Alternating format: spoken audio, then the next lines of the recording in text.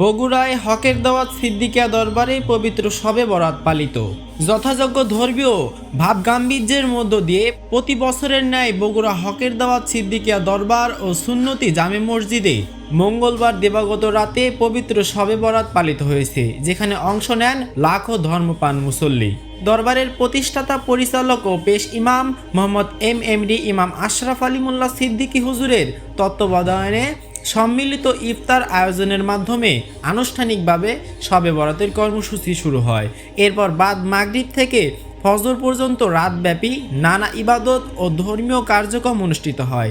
কর্মসূচির মধ্যে ছিল পবিত্র কোরআন তিলাওয়াত, হাম, নাত, জিকির আজগার, নফল নামাজ, মিলাদ ও কিয়াম। এ উপলক্ষে পেশ ইমাম মোহাম্মদ এমএমডি ইমাম আশরাফ আলী মোল্লা সিদ্দিকী হুজুর মহিমান্বিত লাইলাতুল বরাত তথা সৌভাগ্যের রজনীর ফজিলত ও গুরুত্ব নিয়ে আলোচনা করেন। এ সময় তিনি এই রজনীর তাৎপর্য উল্লেখ করে বলেন, শবে বরাতের 14 রাকাত নামাজে রয়েছে বিশেষ ফজিলত। রাসূলুল্লাহ সাল্লাল্লাহু আলাইহি সাল্লাম উনি শবে বরাতের রাতে 14 রাকাত নামাজ পড়ার বর্ণনা করেন, যা 2 রাকাত করে 7 বার পড়তে হবে।